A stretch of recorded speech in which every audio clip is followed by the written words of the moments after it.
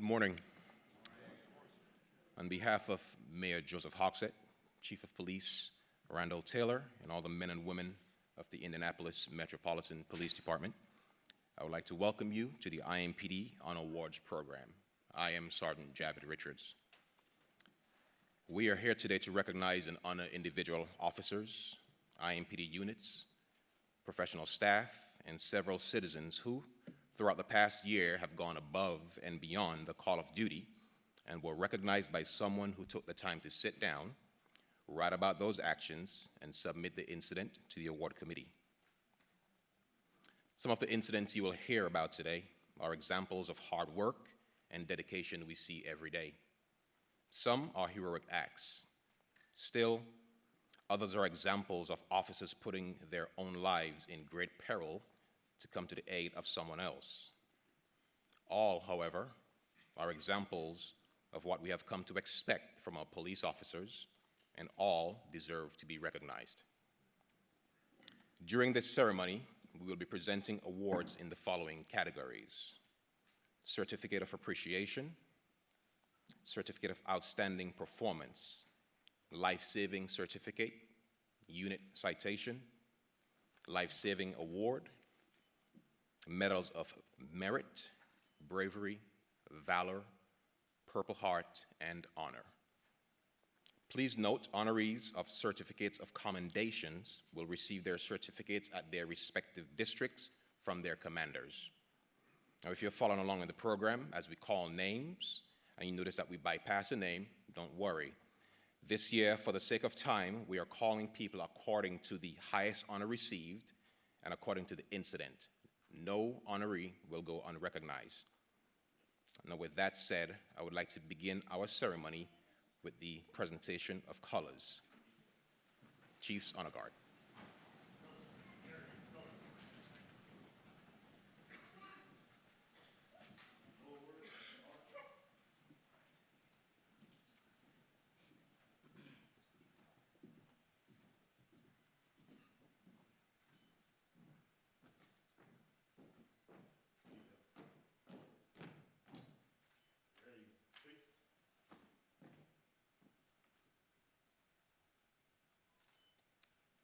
Pledge allegiance to the flag of the United States of America and to the republic for which it stands, one nation, under God, indivisible, with liberty and justice for all.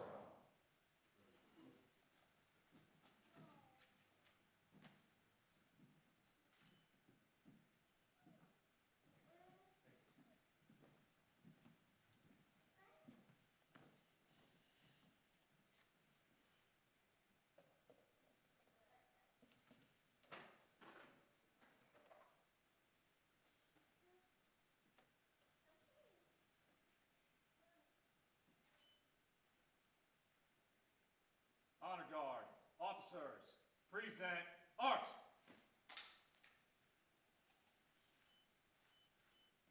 Order, arms. Recount.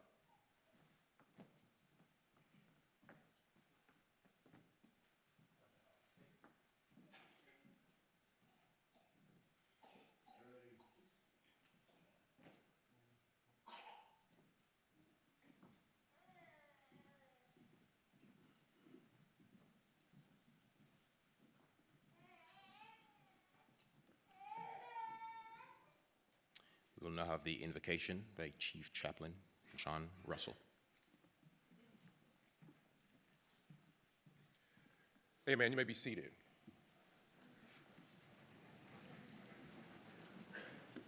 Sound like everybody was waiting on that one. Amen. Let us pray. God, we lean on you today as a moment of celebration, joy, and peace. As we give honors and awards to those who are called to serve the citizens of Indianapolis with their hearts and their time, God, we say thank you in advance. Let us find a renewed spirit in you, O God, as you are our creator, as we take this moment to say thank you for a job well done, and as we honor you for looking after your children every day and every hour. And to this we'll all say amen.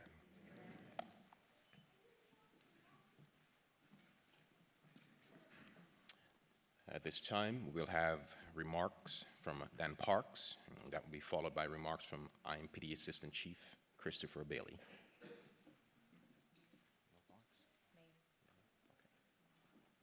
Let's go to Mayor Joseph Hogsett. Welcome, sir.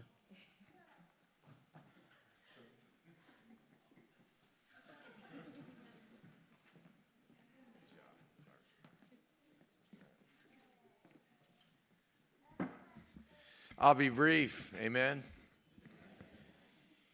Welcome to the IMPD Year-End Honors Awards Ceremony. I want to begin by acknowledging all the family and the friends who are accompanying our honorees today. Often it is the support of those who are closest to us which brings out the best in us. And the best is truly what we celebrate today. My thanks also to all of our IMPD and first responders for their efforts in selecting today's honorees. And I would be remiss if I didn't thank Chief Randall Taylor for his steadfast leadership, Chief, and your command staff. Whenever I talk with honorees at this annual ceremony, whether law enforcement officers, professional staff, or citizens, one thing that strikes me is the humility of those that are honored. Clearly, the sense of duty is what motivates those we recognize. It's the sense of duty that motivates those we recognize, not the recognition.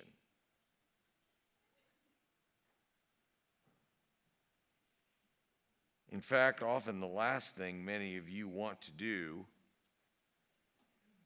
is stand up and be applauded. I hear it all the time. But it is important that we do so. It is important that we stand up and applaud you. Remember, there's another reason we hold this ceremony. By acknowledging those who go to great lengths to ensure our safety, our whole community reaffirms that these are the values that we hold dear, and the values to which we as a community should aspire. By honoring the very best of us, we honor the best in ourselves. True, not every Indianapolis resident will need to respond to an emergency call the way all of you do. But by championing your bravery and selflessness, our entire city is strengthened. So on behalf of the city of Indianapolis, congratulations to all we honor today. And you for the example of integrity, of courage, of bravery, of steadfastness, of commitment. I thank you.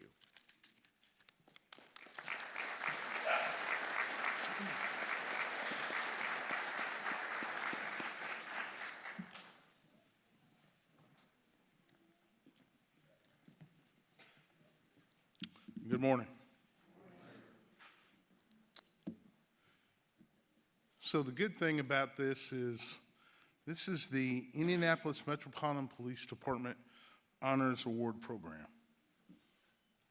This is ours. This is from within. I too will be brief, but I have been out, I've seen a number of these, and I'm always amazed. As the mayor alluded to, you guys aren't looking for medals. You're not looking for things to put on your uniform. You just go and you do the job. And that's a great thing.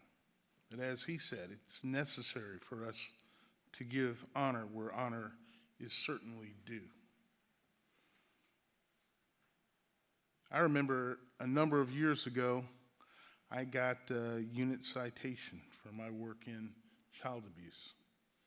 And some people could say, yeah, that's a unit citation. But that little emblem I got to put on my uniform, I was very proud of, because it was someone acknowledging the hard work that the unit did.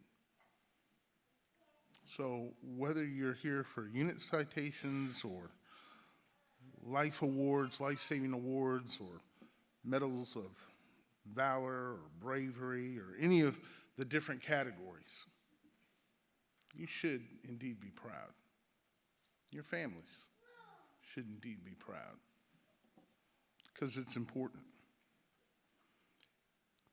I have no doubt in my mind that if we didn't have this program, you'd still go out and do the things that you do, because that's just the way you're made. I don't always know that the city, the residents, are in tune with that and what benefit they have with the great officers of the IMPD. But I do hear it from time to time. They have no clue in a lot of ways what you're going through. No doubt, law enforcement is a difficult profession, especially right now. And we need you. We need you to hold those lines. We need you to be out there doing the things that you're doing. My prayer, honestly, for you, though, is that you're able to do your job, do it safely, do it without too much stress, and obviously enjoy it. I was thinking the other night about people that leave the IMPD to go to different departments. Some of them retire. You know, if you give me 20 years, then you certainly deserve a retirement. I'm appreciative of all those who stay on for longer. But for those who leave for a variety of reasons and go to other departments, I honestly think of what they're missing. And there's no secret. Some of them have asked to come back. And I'll take them. I'll take them. If you left in good company and good representation of the department, yeah, I'll take you back. But you guys build such incredible relationships within yourselves. And I hope that will help sustain you and keep you on this department for as long as you feel you can do the job. You deserve this. We joke every once in a while, we say there's a special place in heaven for law enforcement. And I would like to believe that. Don't know if it's true. Hopefully find out. But as a person that lives here on this earth and sees what you guys do day in and day out, I hope that's true, because you all are very deserving. I'll leave you with this. Let your dreams be bigger than your fears, your actions louder than your words, and your faith stronger than your feelings. You're all incredible men and women, and I thank you for that.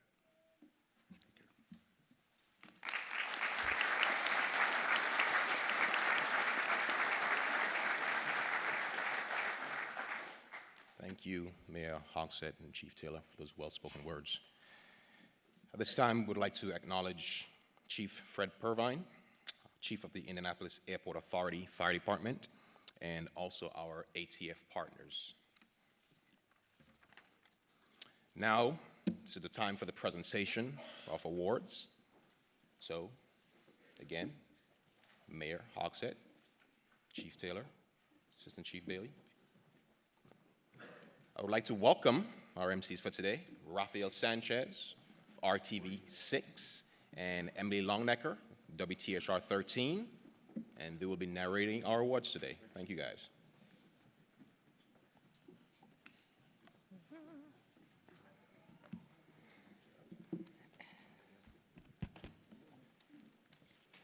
Thank you all. My name is Rafael Sanchez with WRTV. This is my 80th year back. Now, you invite me back because you think I'm George Lopez, but I'm not. So you think you got a deal, and you did. And though my real job, kind of my real job, is to be a TV person, how many of you travel? Anybody travel through the airport? Yeah.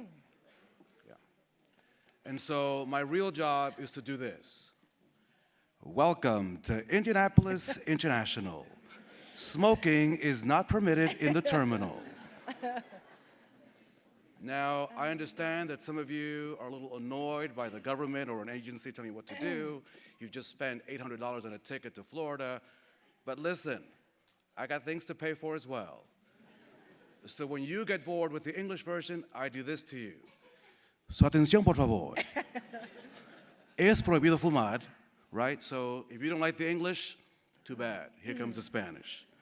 Let me just say that in the room we have a number of young kids who are providing some laughter, some crying. That's joy. I do not want those parents to leave the room in any capacity. If you leave the room, we'll have a warrant for you. No, but don't leave. No, don't, because that's the good stuff. So if you think Emily and I are being drowned out, who cares? Like, you don't want to listen to us anyway. Right.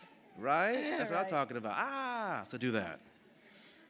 Let me just also say, as Emily and I had prepared some opening remarks when we arrived, not knowing what we were going to say, so we kind of just took some notes down based on the room, that for me, I believe in the American dream. My parents came to this country 70 years ago from a Caribbean nation where the law is not equal, where the law is not fair, where the law depends on how much money you make.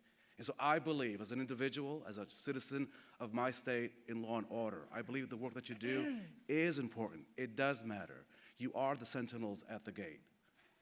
In a world, in an age where we are all just sort of consumed by Spider-Man 13, the Hulk 85, Mission Impossible 39, it's 911 that matters because we know who shows up. Those numbers are the ones that count because of the individuals trained to respond when we need them most. So for those of you who sometimes may feel a certain way, a little salty about the narrative, don't believe the crap. Don't believe the crap. People support you. Now, some of us need to be more vocal about it, and so let's stop being so silent about it, and let's highlight the things that matter, which is what the work that you do. Emily, good morning. Good morning. All of that, all of what he said. I don't know how to top that. I can't speak Spanish. Thanks for including me in this day to honor your commitment, your dedication, your hard work. I was preparing for it and reading through some of the stories here, and I recognized many of them as incidents that I've been on, some of my colleagues have been on, and the truth is we interface a lot, the police and the media. You guys are running in while everyone else is running out. Sometimes we're running into, and then y'all put up the yellow police tape and we're not running in. So, that's a bummer, by the way. Right. And we ask a lot of questions for sure, and sometimes not easy ones. So thanks to the PIOs who take our emails and our questions, Alexa, Shane, William Young, thank you so much, all the command staff. And thank you for understanding that we have a job to do too, right? Because one of the things that makes this country great is a free press, but the other thing that makes it great is community servants like yourself, who serve it every day honorably, and for your families who make a lot of sacrifices. It can't be easy for your loved ones to see you go out the door knowing that you could be going into harm's way. So thank you to the families too. And I've said this before, I've emceed this one other time with Raphael. I myself, had occasion to need some IMPD officers several years ago now, actually, when I got mugged downtown. And and if any of them are here, I just want you to know I've never forgotten your kindness. I think about that sometimes, and my family thanks you, and I thank you. So I always want to say that. It gives me great pleasure to stand here and help you folks honor today the best of your best. So thank you. Thank you very much. I'm just glad you're back.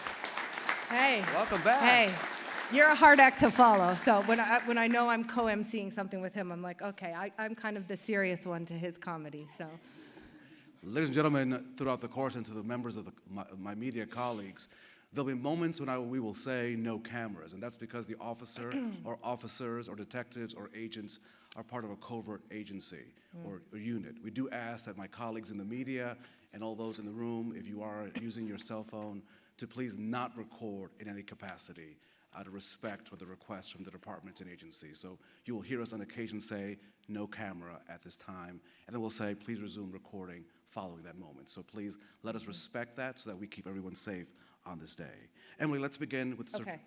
Yeah. Certificate of Appreciation. For sure. The first honor, we're handing out Certificate of Appreciation, awarded to a community member who renders valuable or courageous assistance to members of IMPD. The action performed should be one that clearly exemplifies the community member's unselfish act as one that is normally not expected from the public. The community member will be publicly honored by the department and presented with a certificate during this awards ceremony. Our first Certificate of Appreciation goes to citizen Lyric Cook Tanksley. Here's the narrative on this. Officer Jackson was dispatched to Penn Place Apartments, 1415 North Pennsylvania, regarding a vagrant sleeping under a stairwell. The maintenance man, Lyric Cook Tanksley, took Officer Jackson to the place where the subject was. Officer Jackson stayed on the ground floor with the subject, and Mr. Tanksley was standing on the stairs above. In a calm voice, Tanksley told Officer Jackson the subject had a firearm. Tanksley immediately drew his own firearm and covered the subject. Tanksley was tactical and vigilant while engaging the subject. Tanksley did not interfere with Officer Jackson, but was a strong presence in the role of backup. Officer Jackson was glad Tanksley was there in the moment to assist. After the situation concluded, Officer Jackson spoke with Tanksley. Tanksley is only 20 years old. Tanksley is an impressive young man, and Officer Jackson is happy to make official recognition of Mr. Tanksley's actions. For these reasons, we recognize you, Lyric Cook Tanksley, with the IMPD Certificate of Appreciation.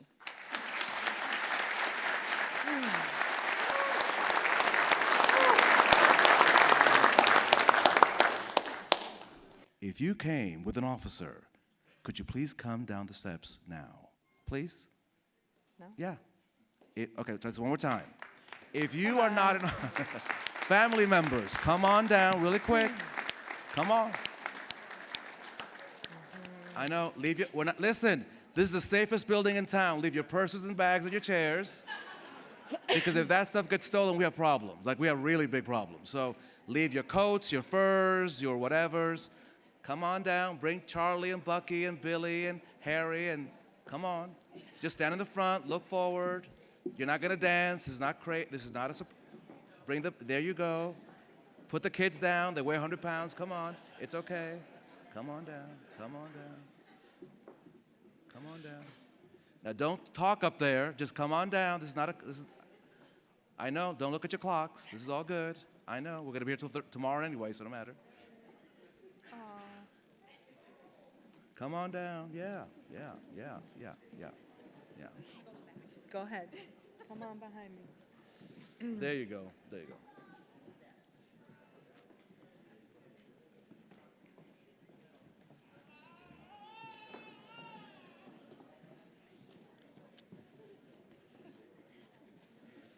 Ladies and gentlemen, I would normally not do this. Obviously, this program is going to end sometime on Sunday at noon, since we're only on page 15 of many other pages. But I've learned that since I do a lot of these, you're fine. Oh no, you sing all you want, son. You're good. You want to run? Go run. I mean, who cares? Do you? Yeah, you're fine. What I learned during the pandemic was obviously the loss of connectivity. But more importantly than that is, sometimes we're just too daggone silent, and we don't recognize the people that matter the most. And so when I made my opening remarks about not being silent as an individual, we have to recognize that this is just a small fraction of the men and women who support you on a daily basis. And so while many of you chose not to come down, and you'll be on the news for not following directions, and that's okay. Yeah, I'll be talking about these people don't English. No, that's a different story. These folks just represent the many, many families that today are either with you or at home waiting for you to come back. And they support you, they love you. And so I just want to make sure we get a good picture of them, because this is what represents, you also matter. You are part of that part that we have to say thank you. So don't look at me, look at them, take a picture. Right? And thank you.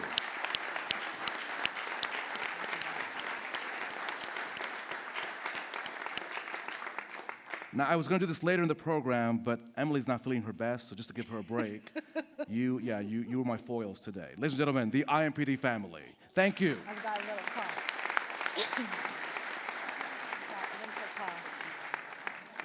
Now, as you return to your seats, be aware that there's no insurance here at the library. Should you fall, that's on you. So take your time. Just roll with it. Don't file any kind I of just tort roll with it. claim. We will not pay any tort claims on falling. Thank you. Emily, are you ready now? Can I You're pick it ready. up now? We good? You good? Are we ready? Okay.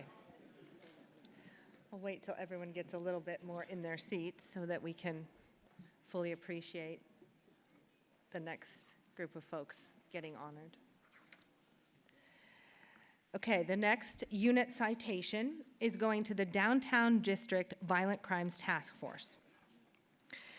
The Downtown District Violent Crimes Task Force frequently receives requests for assistance from various units, robbery, homicide, and district detectives, to aid in investigations in attempts to locate potential suspects. During the course of 2023, this unit has apprehended numerous violent crime contributors, ranging from subjects threatening violence against families of officers, multiple different suspects captured on video shooting in the downtown area, arrests of subjects in possession of machine gun conversion devices, narcotics dealing in apartments and houses on Downtown District, an investigation relating to a potential kidnapping hostage situation, and the arrest of numerous serious violent felons frequenting the downtown area, just to name a few. In August of 2023, the Downtown Violent Crimes Task Force was contacted by IMPD Robbery for assistance in locating a dangerous robbery suspect who was believed to have committed 8 armed business robberies throughout Indianapolis.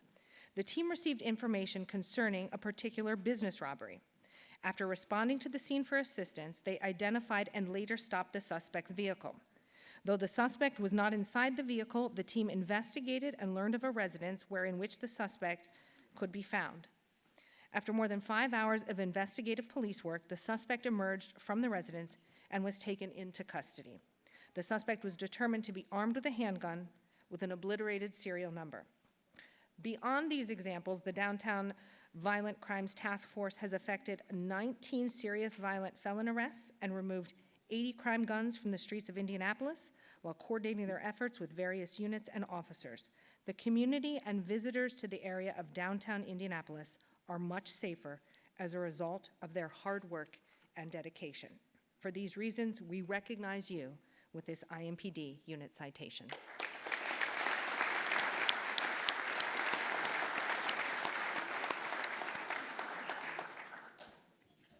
The unit citation to the Criminal Interdiction Section. This team spent 4,333 hours, or about 50% of their time on duty, performing detailed requests for other units. This included assisting all IMPD districts, proactive units, as well as assisting the Metro Drug Task Force, as well as other federal law enforcement partners currently operating in Indianapolis and surrounding counties.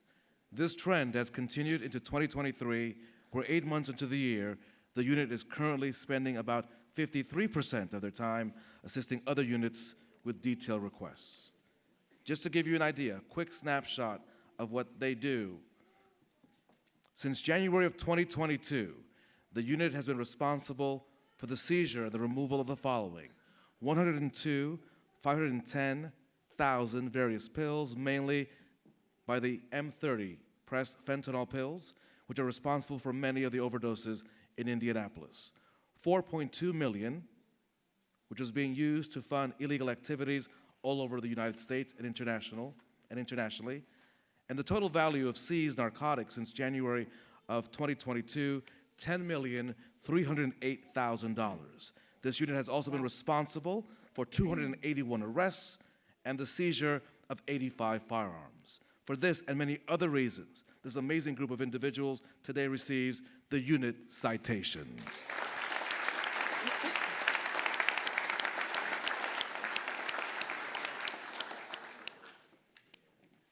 Mr. Mayor, you have the floor. I just want to point out that story is compelling. And with all due respect to Emily, her station, Raphael, his station, I wish we'd hear more about that on the nightly news. Don't you?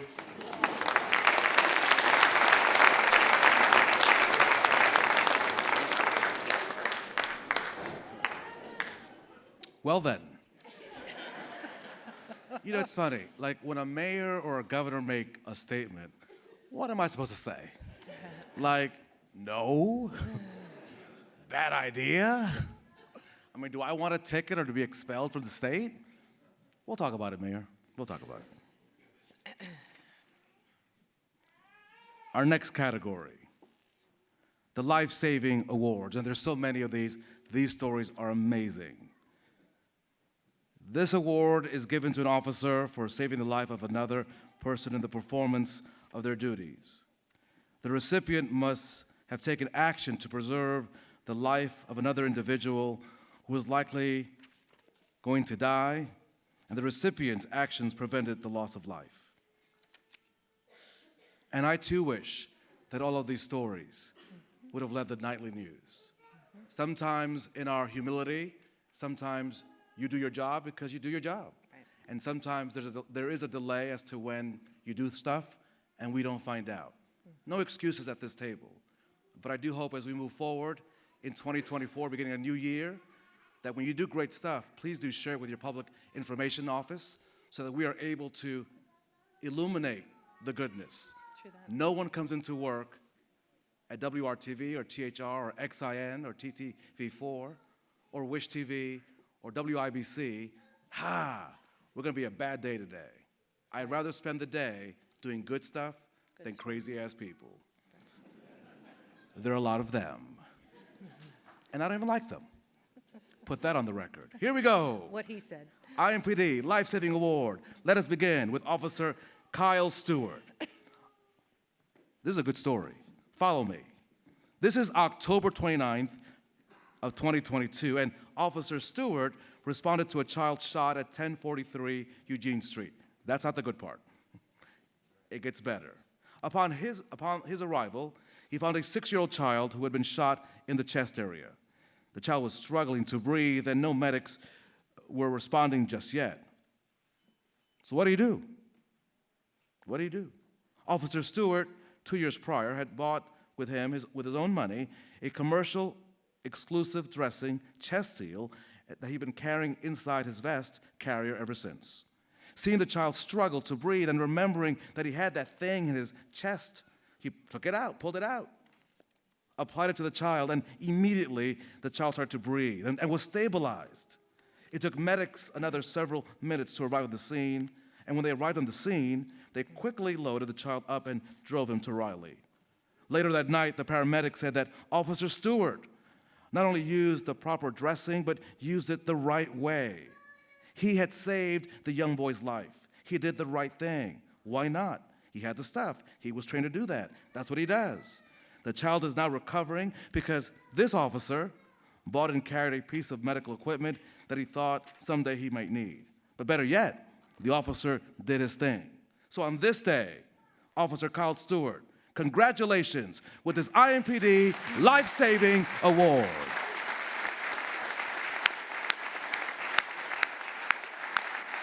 Congratulations, officer.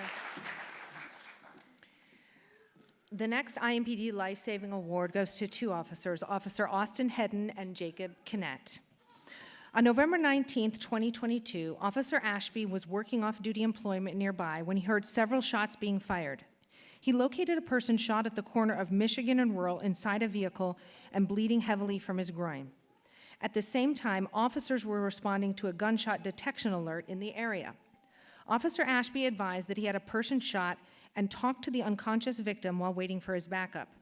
Once his backup arrived, he and Officer Hedden removed the victim from the vehicle and placed him on the ground. Officer Hedden then called for some gauze, and Officer Kinnett provided packing the gauze. Officer Hedden then located the gunshot to the groin and began to pack the wound as tightly as possible. As he packed the wound, Officer Kinnett placed the victim's head on his lap and gave him sternum rubs to wake him up. Medics soon arrived on scene, and all the officers transitioned into crime scene management while the victim was transported to Eskenazi in extremely critical condition. The victim's condition was grave as he went into surgery. He had lost a lot of blood before Officer Hedden was able to control the blood loss by packing the wound. The doctors were clear that Officer Hedden's quick actions and Jacob Kinnett's quick actions saved the life of this victim. While the victim is still not out of the woods, he is alive and he is awake. And for these reasons, we recognize you, Officers Hedden and Kinnett, with the IMPD Life Saving Award.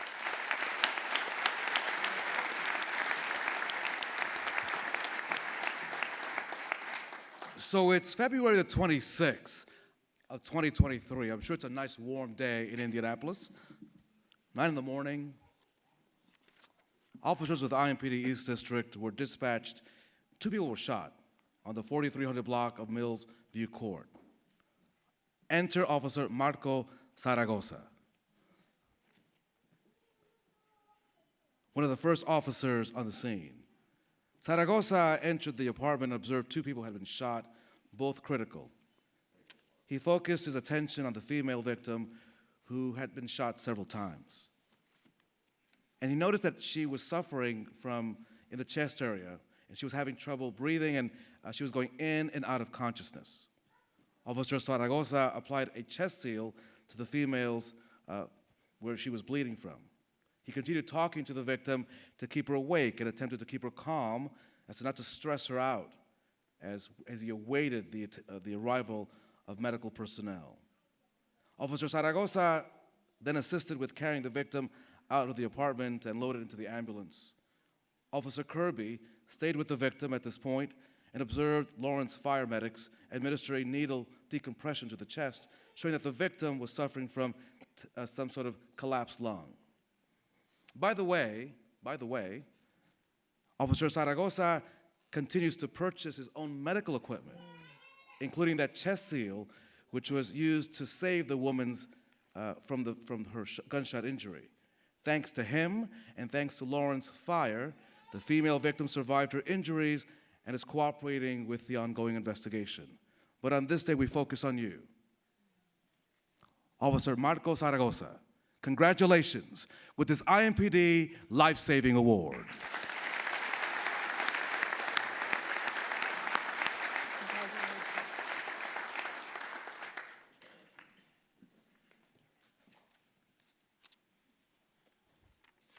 A much warmer day, not February. Marco had his coat on and his hat. He was freezing. This is now June the 19th. A beautiful, warm day, I'm sure, in Indianapolis. Nice and sticky and humid. So what's happening at Southeast District? Middle shift. Well, Middle Shift Sergeant Matthew Fortney encountered a wrong-way driver on 65 near East Raymond Street.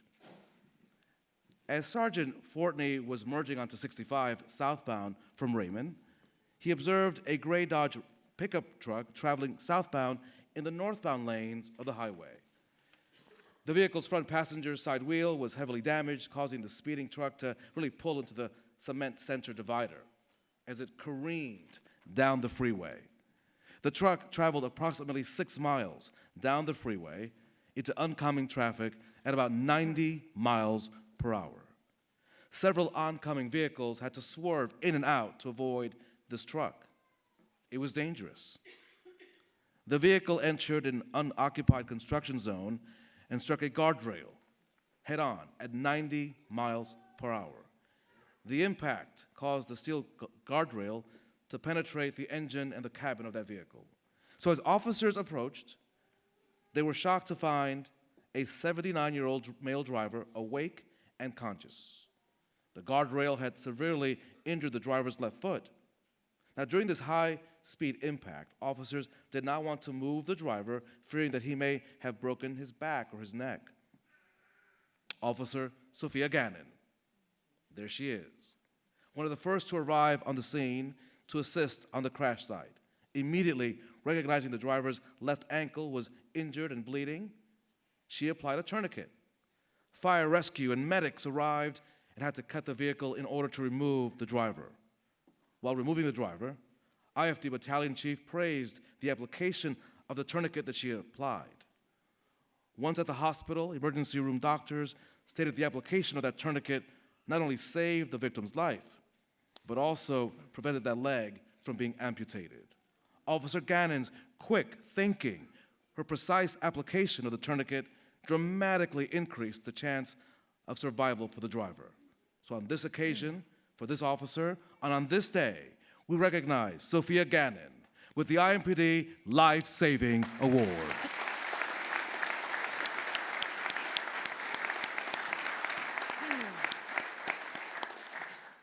Okay, we're going to go back to February of this year to Cold, the really Buffalo cold. Ooh, Wild Wings in Greenwood.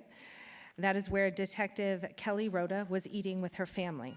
And they had just finished their meal and paid the bill and were getting ready to leave when Detective Rhoda heard some loud yelling coming from the bar area. She then heard someone yelling if anyone knew CPR. Detective Rhoda went towards the yelling coming from the bar area when she saw people standing around something. And when she went to look further, she saw a male laying motionless on the floor. Detective Rhoda then jumped into action and went towards the man on the ground. She saw the man was turning purple and not responding to any attempts to get his attention. Without hesitation, Detective Rhoda utilized her training and began assessing the situation. She checked the man for a pulse and breathing, which he had neither, and then she began performing CPR. While she was doing CPR, she made sure someone was calling 911, and she started to ask friends of the man pertinent questions about his health, possible drug use, etc. Detective Rhoda was also having to deal with the man's friends. They were very upset, screaming, crying, causing quite a commotion, as you can imagine. She continued CPR until the man started to gurgle and appeared to start to breathe. She then reassessed and noticed that once she stopped CPR, he stopped breathing and he had no pulse again. She immediately began starting CPR again until medical personnel arrived. Once EMS arrived, they took over, used a defibrillator, and rushed the man to the hospital. The next day, she checked on the man, and the medic told her that she had saved his life. Her usage of CPR provided enough oxygen and blood flow to his brain to keep him alive, and if she had not jumped into action, the man would not have survived. Detective Rhoda's prompt action, complete calm under pressure, and life-saving techniques are the reason why this man is here today. And for these reasons, we recognize you, Detective Rhoda, with the IMPD Life-Saving Award. Congratulations.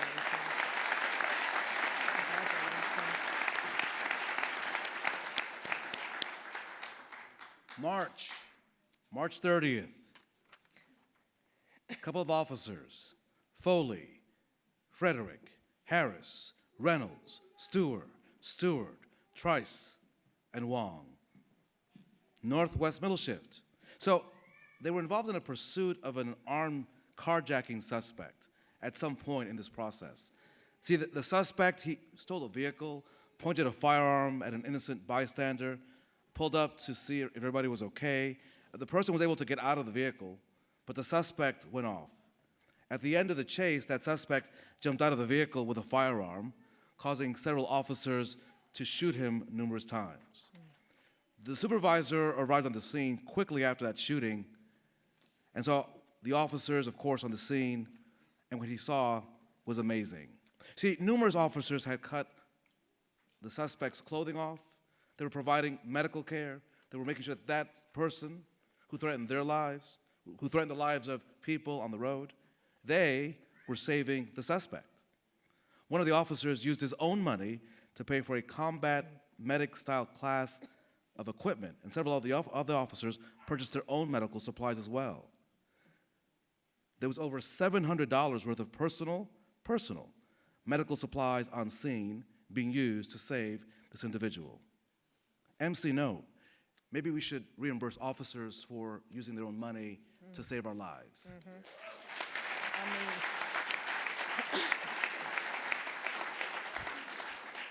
Welcome back. Back on script, excuse me. It was very obvious that the training from these officers, right? They did their thing. They saved a life. After the suspect was loaded into the ambulance and taken to the hospital, a member of Indianapolis Fire, also among our bravest, said, "Did the officers do that? Did they provide the medical care?" The supervisor said, "Yeah." Wasn't that impressive? For these reasons and many more, on this day, officers Foley, Frederick, Harris, Reynolds, Stewart, Trice, and Wong receive the IMPD Life Saving Award.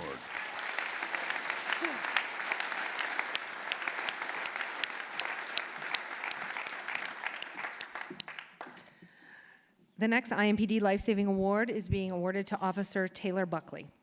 On May 6, 2023, at around 11, officers responded to the first block of Rockville Road on Iris Avenue regarding a person shot.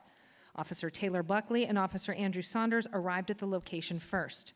Officer Buckley and Officer Saunders found the man leaning out of a vehicle parked on the sidewalk.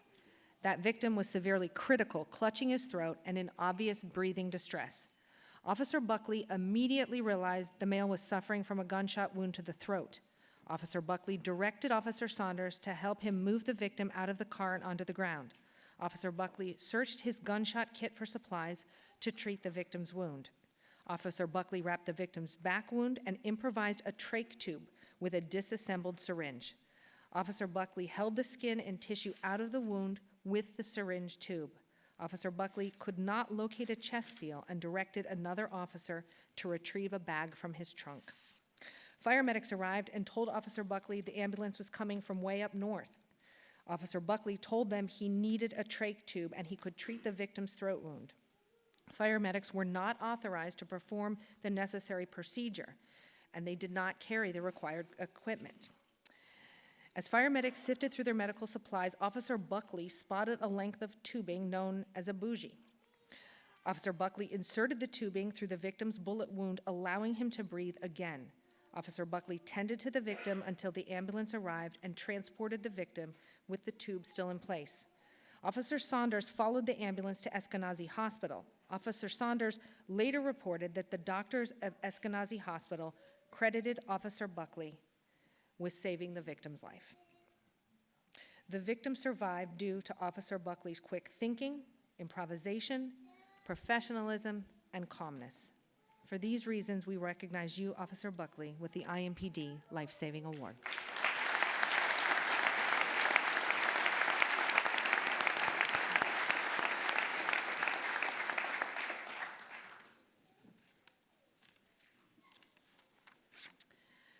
The next IMPD Life Saving Award is going to Officers Jack Becker and Brandon Moore.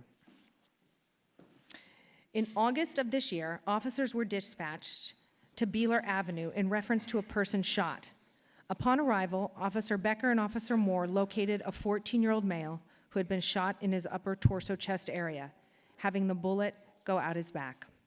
Officer Moore quickly cut the juvenile's shirt, exposing his chest and torso area to evaluate his injury and prep him for medical assistance. Officer Becker routinely has a go bag that he keeps readily available in his car that he supplies with chest seals and other pertinent medical equipment. Using sound judgment upon exiting his car, Officer Becker grabbed his medical go bag and was able to apply a chest seal to the front and back of the juvenile's torso. As Officer Becker completed applying the chest seals, medics arrived on scene and took over medical care for the juvenile. These two officers worked effortlessly together to accomplish a common goal: to save this young man's life. For these reasons, we recognize you, Officers Becker and Moore, with the IMPD Life Saving Award. Congratulations, thank you. So a vehicle into a house. This happened on January the 1st of the 27th, January the 27th. 3:30 in the afternoon, school buses rolling, busy. And so the officer, Edgar Soto, has witnessed this incident right before his eyes. Chaos into the house. The officer quickly and without regard for his own safety, he ran into that home. Questionable integrity. The thing is like, hey, it's going to collapse maybe. He didn't care. There were things going on. He was faced with a mother having to be home with a bone laceration, I should say, on her forearm, and severe gashes while holding on to her child. He applied a tourniquet, made sure the two children were okay, and helped them exit that residence. The female was transported to Eskenazi. The kids went to Riley. Officer Soto's selfless actions, with no regard for his own safety, were instrumental in saving that mom who was holding on to her kids while bleeding to make sure that they were okay. His actions on that day of January the 27th of this year, yet again, amplify the finest traditions of the Indianapolis Metropolitan Police Department. And so for that, on this Friday, congratulations, Officer Edgar Soto with the Life-Saving Award. Congratulations.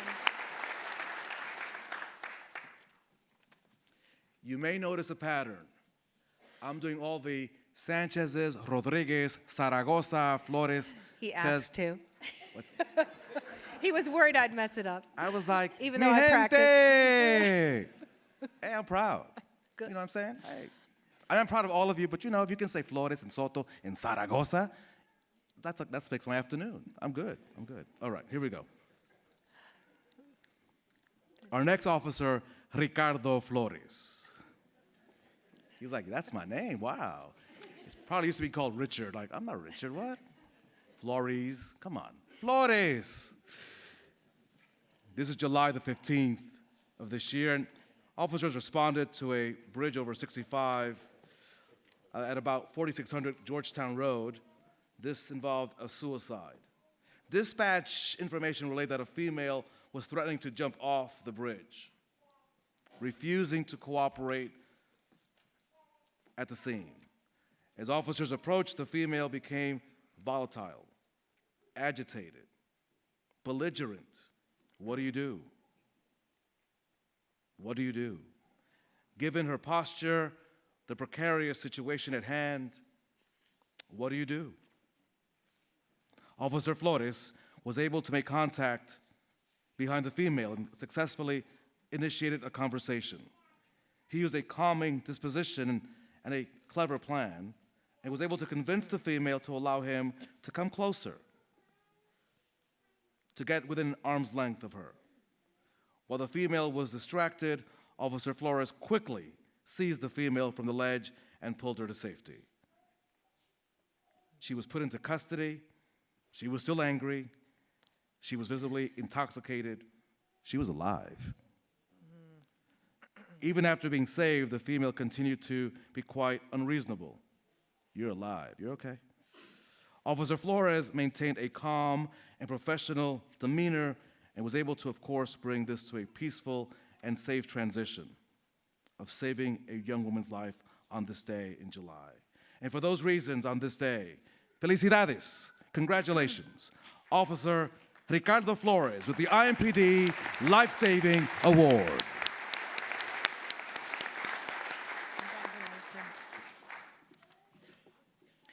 Next, we're going to move on to the Medal of Merit. It's awarded to an officer for an outstanding accomplishment that has improved the operation of the department. The action performed should be one that clearly demonstrates the officer has gone above and beyond the requirements of their normal assignment to contribute to a more effective police service or outstanding police work which has brought great credit to the department involving a case of unusual public interest. And this next narrative is definitely one of those cases. So, in August of 2022, officers were dispatched to a run involving persons shot at 105 South Meridian Street. Upon arrival, officers located 3 adult gunshot victims. All were transported by medics from the scene.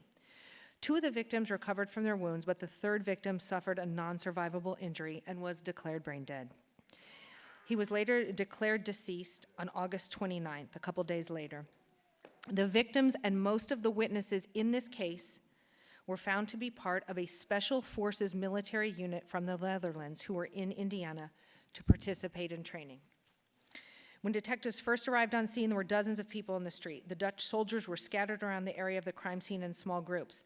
The language barrier, interference by uninvolved citizens, and the emotional scene created a tremendous amount of conflict and confusion. Controlling the crime scene and separating witnesses was nearly impossible, but Detective Wright was able to work his way through the noise and chaos and start working on the investigation. He assigned detectives to conduct interviews, search for evidence, and then report back to him with the results. He was in the eye of the storm that entire night, but he kept a steady hand on what needed to happen next. He reached out to the Incident Analysis Unit Supervisor to review recordings from security cameras throughout the downtown area to locate the suspect vehicle based on the information that had been gathered. He also learned that this incident started over some sort of altercation that took place just prior to the shooting. The fight had been broken up, and the group from the Netherlands went back to the Hampton Inn where they were staying. Once they got back to the hotel, some of the group went up to their rooms and others stood outside the hotel. A work truck of some type then drove by, and an occupant shot at the group, who was still standing outside the hotel. With assistance from the Incident Analysis Center, the Violent Crimes Unit, and other homicide detectives, Detective Wright was able to locate the suspect vehicle and identify the 3 suspects. Search warrants were granted for 4 vehicles and 2 residences. Evidence of the crime was located, and interviews of the 3 males were conducted. Crime scene specialists processed and photographed the evidence. Detective Wright's work as a homicide detective on this investigation would have been exceptional if finding the suspects was all he had to do. Instead, he completed his work in an atmosphere that can only be described as an international incident. Not only was every person in his chain of command actively aware of the progress of this investigation, the FBI and the Netherlands NCB were present during much of the case and debriefed on all its details. This case was a main focus of the Indiana National Guard, the United States Army, the Joint Chiefs of Staff, and the Dutch military, who were also briefed hourly at times. The Prime Minister of the Netherlands and the President of the United States were also briefed on this case throughout its entirety. Detective Wright was able to navigate these extraordinary circumstances and gather all the evidence needed to make arrest for murder in this case. And for these reasons, we recognize you, Detective Wright, with the IMPD Medal of Merit.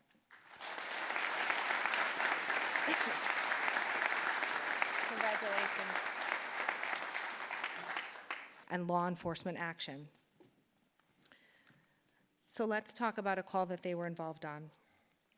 On Tuesday, July 25th, 2023, while on bike patrol, Officer Riojas and Officer Williams-Irvin observed a hand sticking out from a manhole in the 100 block of North Shortridge Street. They then heard a faint call for help. Officers went toward the manhole and discovered an unknown woman trapped in the sewer on an extremely sweltering 90-degree day. Officer Riojas and Officer Williams-Irvin requested medics, and IFD responded to the scene. While waiting for IMES and IFD to respond, Officer Riojas and Officer Williams-Irvin spoke to the woman, and they were able to calm her down. Officer Riojas got on the hot pavement so she would be able to give the woman water and continue talking to her. Once IFD arrived on scene, it took them 45 minutes to get this woman out of the sewer. IEMS and IFD said that if she had not been found when she was, she could have possibly been stuck in there and died in the sewer because of dehydration. The woman stated, she told them that she'd been walking around in the dark, lost in the sewer for a very long time, and kept on walking until she saw light again. She said she'd been yelling and sticking her hand out, but no one had seen her, and she heard multiple vehicles drive by. She said that she decided to keep walking for hours, and when she saw the light, she screamed and stuck her hand out again, and that is when Officer Riojas and Officer Williams-Irvin saw her hand sticking out of that manhole cover. The woman said that she thought she was going to die in the sewer until those officers found her. Due to their dedication to the citizens of Indianapolis, their attention to detail, and their willingness to ride in inclement weather conditions, they were able to rescue a woman who was in desperate need of help. This incident was so unusual that it garnered the attention of the national media outlets and showed the Indianapolis Metropolitan Police Department in a positive light, as a man in a different state had just died in the same situation 3 weeks prior. For these reasons, we recognize you, Officer Riojas, and Officer Williams-Irvin with the IMPD Medal of Merit. Did I do all right? Did I do all right? Emily, we're going to go to page 37. Page 37. Our next Medal of Merit will be honored two individuals. One will be posthumously, and so the family of Sergeant Eric Williams will step forward here momentarily. This Medal of Merit is awarded to Detective Scott Campbell and Sergeant Eric Williams. Again, his family will step forward and receive it in his honor. And we thank him for his service. We thank his family for being here today. Detective Scott Campbell has been with the department for 24 years. He has been a staple in the electronic surveillance unit since 2008 and has been involved in countless of the most prolific investigations the department has engaged. His work in narcotics and electronic surveillance has resolved numerous cases for the city and its citizens, but because of his position, often without public credit or even any fanfare. Sometime in 2018, 2019, Detective Campbell was already looking at ways to incorporate license plate reading technology with this surveillance unit when he was tasked to investigate ALPR for the department. Scott began communicating with Flock out of Georgia. Those are the camera people, right? With a smaller ALPR company, mainly providing ALPR services to communities and not to police departments. Flock was looking at branching out, and Scott began negotiating with them to find out an affordable solution that could be scaled countywide. Scott's persistence and hard work, researching, promoting, critiquing Flock led to a trial program with IMPD. Well, as they say, the rest is history. ALPR has taken off in the city, and this crime-fighting tool has been the most impactful technology deployed in recent years. Its use has solved countless cases, has led detectives to make more arrests, find suspects. Detective Campbell's behind-the-scenes work helped improve the software and the many agencies throughout Indiana now use because of IMPD's implementation. Detective Campbell's work on ALPR was in addition to his normal duties, which then, of course, led to the contribution to something that benefited the entire city. For these reasons, we recognize Officer Campbell, Detective Campbell, along as honoring Sergeant Eric Williams and his family on this day with the IMPD Medal of Merit.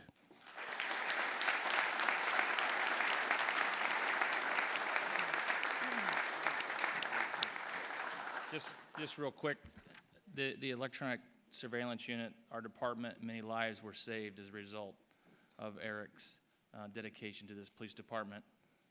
We're sorry for your loss. We're sorry for our loss, and we thank you for being here today to represent him. We love you, your family. God bless.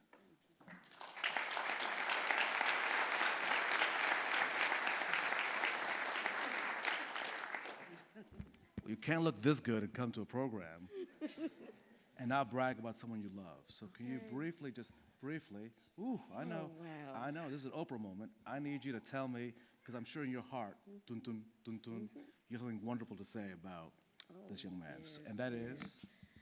Eric, oh my goodness. Yes, he was my son. And most mothers would cover for their children, even if they were the worst in the world, but Eric was a good son. He loved the police department. He loved what he done. He tried 3 times before he was able to become a police officer, and he put his all into it. I miss him every day, but I know that he left here doing what he loved to do. Yes. His mother.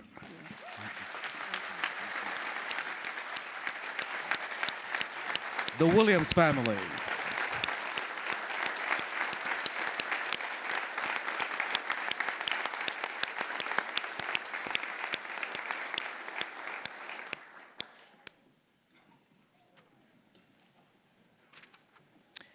The next Medal of Merit is being awarded to Officers Damon Young and Officer Jason Gross. In late 2022, Officers Damon Young and Jason Gross were tasked with developing, designing, and implementing simple yet effective defensive tactics, grappling techniques to meet an ongoing and future requirement for training with IMPD. This was a tall order because most officers in the agency have not had any formal hands-on defensive tactic training since they were recruit officers, and for this reason, techniques had to be developed with two major factors in mind. One, the technique must be simple to master by any officer, no matter the size or skill set, and two, careful consideration had to be given to prevent and drastically minimize officer or public injury. So these two officers developed this training, and it was so well received that officers from each class that went through it requested more training. The entire department was trained without injury, minus an occasional Band-Aid. This new additional training is now every Tuesday and Thursday. This training is free, open to all officers on the IMPD, and will be taught in a manner that officers at any skill level can learn, grasp, and effectively perform the techniques. And so for these reasons, we recognize you, Officers Young and Officer Gross, with the IMPD Medal of Merit.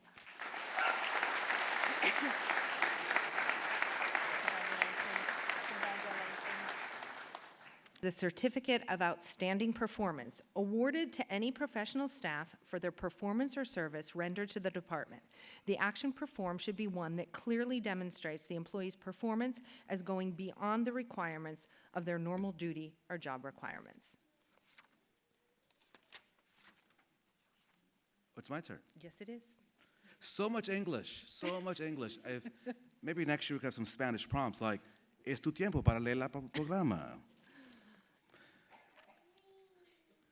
Certificate of Outstanding Performance, Alexa Boylan. Alexa brought her experience as a professional in news to the IMPD Public Affairs Office that has proven extremely beneficial. Alexa came across a potential opportunity to highlight officers by showcasing what they did before becoming IMPD officers. She took that idea and ran with it. She created news stories about the officers with introductions and narratives and sound bites. This expanded the opportunities to humanize the officers and promote recruitment. Alexa was also vocal within the department with external partners to help ensure that the message regarding IMPD was the most positive possible to protect IMPD's image and equally, if not more importantly, its officers. The city of Indianapolis, IMPD, and Indianapolis residents have been dealing with a sharp increase in thefts, for example, as you know, of Kia and Hyundai vehicles over the last year. Alexa took the initiative to contact the Kansas City Police Department after learning that they had distributed steering wheel locks. Alexa inquired about how the Kansas City Police Department received those locks and how they were able to get contact information from Kia and Hyundai representatives. She was able to secure over 1,000 steering wheel locks to be distributed free of charge to Indianapolis residents. This effort was well outside the scope of her responsibilities. However, she's being recognized that this as an opportunity to help residents reduce the workload of officers, as well as, of course, bring a positive image to the department. For this and so many reasons, on this Friday, we recognize you, the professional staff, Alexa Boylan, with the IMPD Certificate of Outstanding Performance. Come on, Alexa. Congratulations.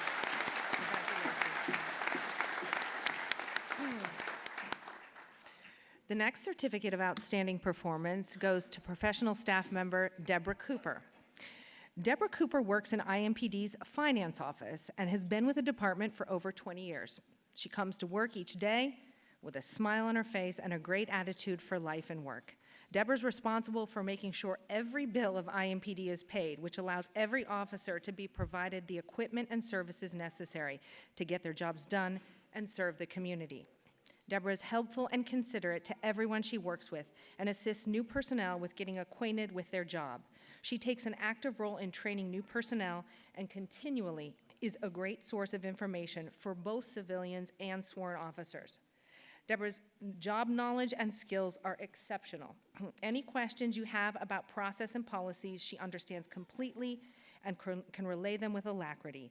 Her expert knowledge of purchasing and procurement are unparalleled. These actions she takes every day provide the supplies the department needs to keep doing its job each day. This can range from purchasing of simple office supplies to the procurement of hundreds of $1,000 vehicles. Deborah's timeliness is unparalleled. Provide her with a job responsibility and she does it on time and accurately. Request something immediately and it is provided without fail. Deborah's work ethic is top-notch and beyond comparison. Mere words cannot express her undying dedication to the men and women of IMPD. For these reasons, we recognize you, Deborah Cooper, with the Professional Staff Certificate of Outstanding Performance from IMPD. Congratulations.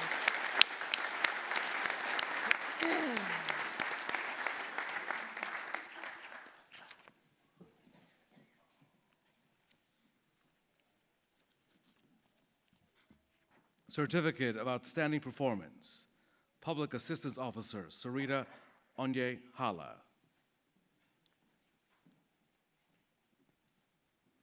Can you do me a favor, ma'am? Did I say that correctly? Onyala. So I got you. Okay, you can keep walking then. Yeah, I got you. Okay. Just want to make sure.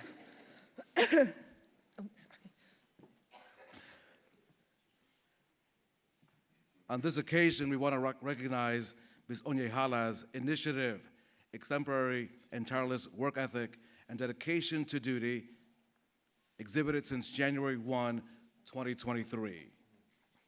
Ever since she got assigned to the Northwest District front desk, she hit the ground running. On numerous occasions, she patiently and politely assists civilians needing answers to questions to help make a police report, whether in person or over the telephone. During her tenure with Northwest District, she has never received one complaint from a citizen or department member, despite the inordinate amount of contact she has daily. Her ability to take care of members of the community, sworn staff, and other professionals with kindness is second to none. It cannot be overstated that she has been an invaluable asset to the citizens of the community and to the officers and to the supervisors of Northwest District. For these actions and so many others, you, Public Assistance Officer Sarita Onyehala, received today the IMPD Certificate of Outstanding Performance.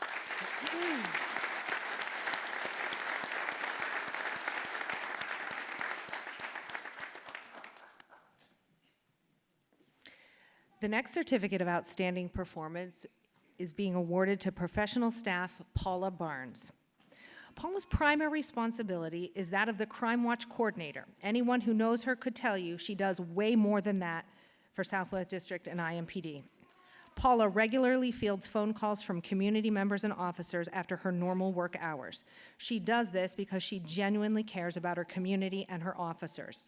In addition to setting up new Crime Watch groups while attending and maintaining regular Crime Watch meetings, Paula consistently attends any and all functions related to Southwest District. She establishes new relationships with members of the community and stays engaged in existing relationships. One example of this is when she recently found out about an adult with intellectual disabilities who had unexpectedly lost his parents to hospitalizations, leaving him to fend for himself. Paula coordinated resources and continued to field calls and check in with him. Another example is when she continued to follow up with and check in on a witness who saw a homicide near their business, or when she checked in with family members of a homicide victim. Those acts of kindness are certainly not in her job description, yet they are things Paula simply does because she cares. Her compassion knows no boundaries, and she's never really off work. Southwest is certainly a better place with her there, and countless members of the community have expressed their gratitude and compliments with Paula's quality of work and work ethic. Paula brings credit to IMPD and Southwest District through her tireless dedication and positive attitude. For these reasons, we recognize you, professional staff, Paula Barnes, with the IMPD Certificate of Outstanding Performance. Congratulations, Paula.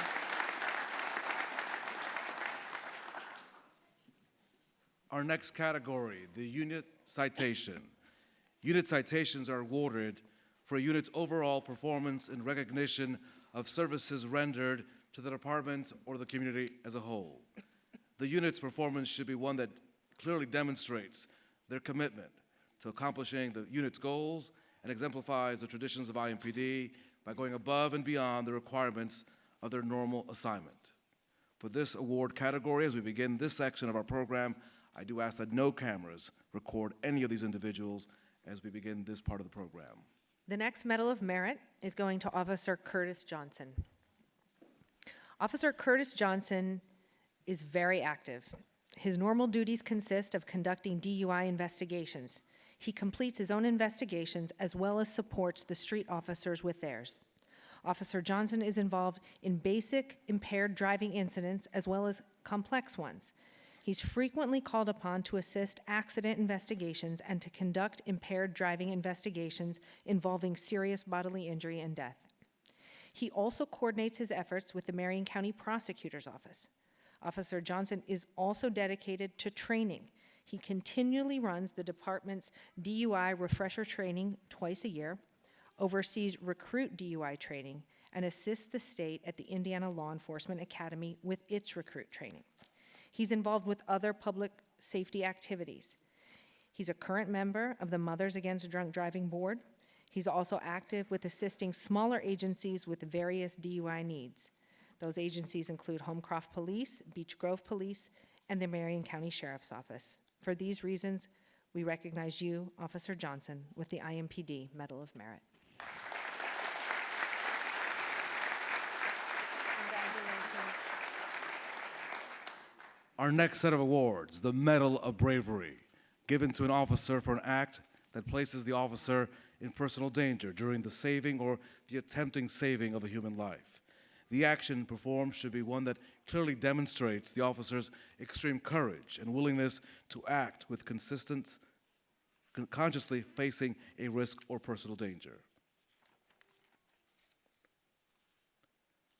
Our first recipients of the Medal of Bravery, Officers Ramey, Thorne, Clowes, and Kinder. May 25th, 2022. It was a Wednesday, 10:30 in the evening. Officers Ramey, Kinder, Thorne, and Clowes had finished an incident that occurred in the 6400 block of Maidstone Road. While the officers were sitting in front of the apartment complex, they heard alarms sounding off in the area, and a resident came outside and stated that there was a fire inside.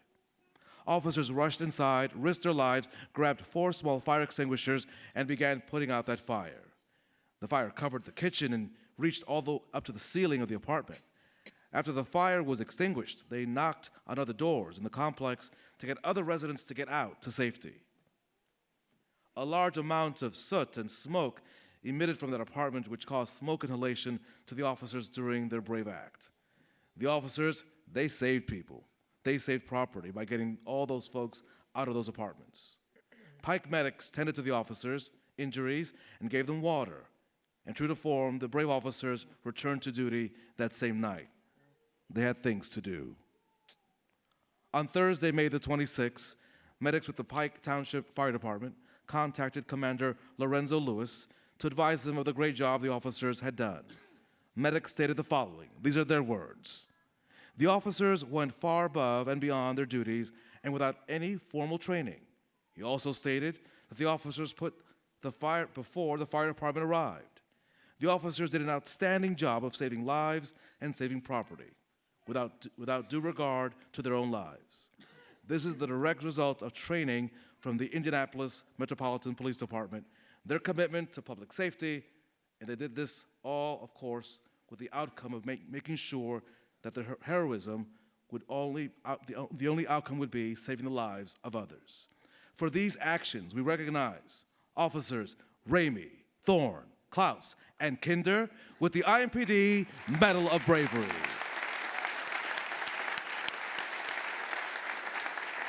Congratulations, congratulations.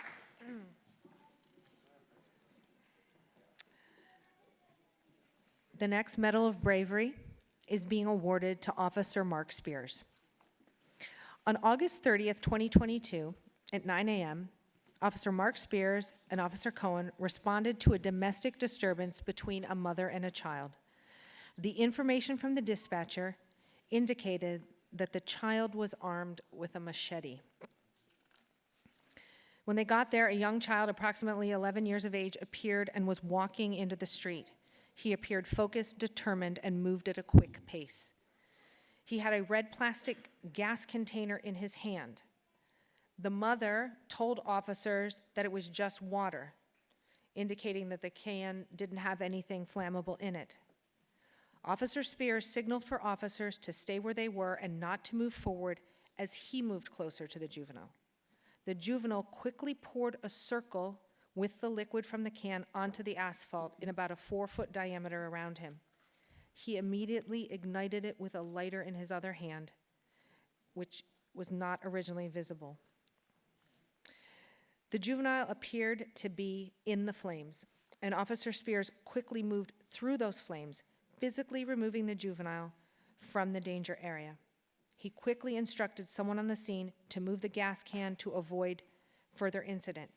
Officer Spears then handcuffed the juvenile with assistance from other officers. Officer Spears then used his excellent communication skills to calm the juvenile down until medics and MCAT units arrived. Officer Spears' quick actions with no hesitation and with disregard for his own safety clearly prevented serious injury and possible death to this young man. For these reasons, we recognize you, Officer Spears, with the IMPD Medal of Bravery.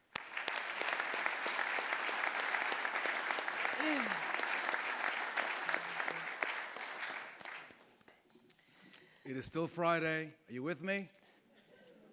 Yeah, I know, right? For those of you of a certain faith, that's like reading the whole Bible. We just read the whole Bible. Now I'm going to move on to the Quran and the Torah. So There you go. by the time you're done, you are all going to be super faithful. Here we go. Okay. Just 30 more pages. No, not 30, but a lot more to go. A few more. This is good stuff. Come on, right? This is great Yeah? stuff. This is great stuff. Okay, we have another Medal of Bravery being awarded to Officer Austin Gray.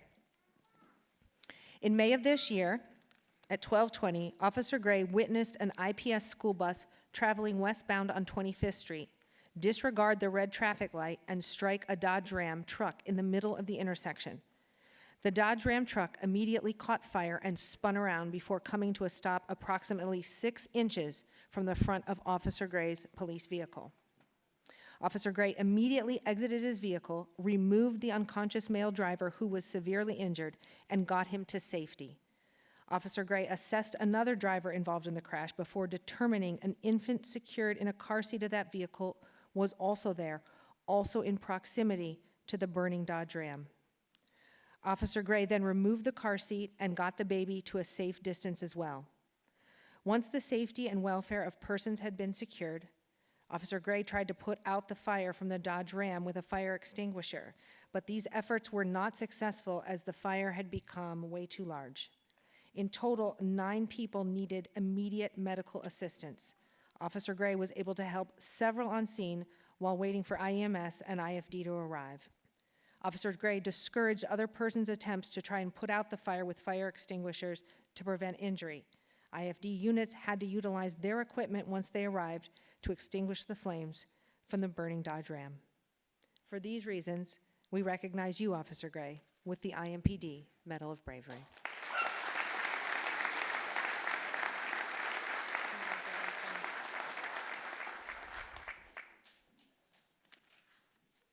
March 16th. While conducting an investigation, Officers Andrew Hipsham and Ryan Dienhardt became involved in this investigation on a possible narcotic house and looking into whether or not a wanted subject was in the area.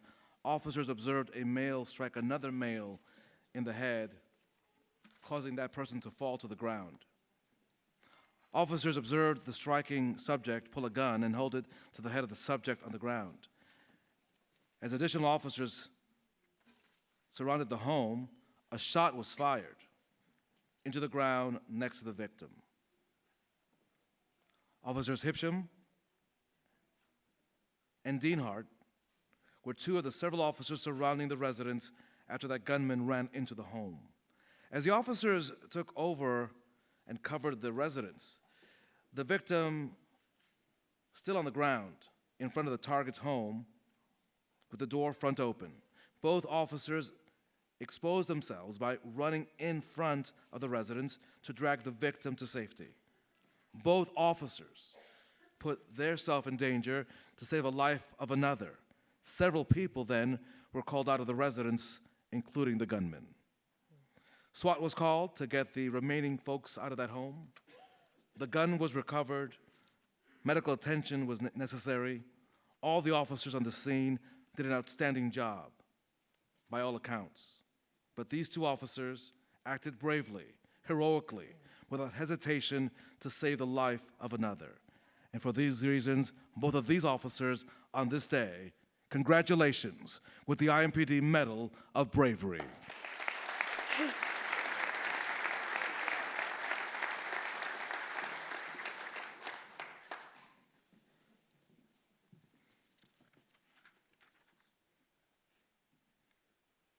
Our next Medal of Bravery goes to a team of individuals. Officers Gerke, Farnsley, Marshall, Mad Eyes, Bland, Moss, Rabenstein, Coons, Nicholson, Muller, Early, and Sergeant Streeter.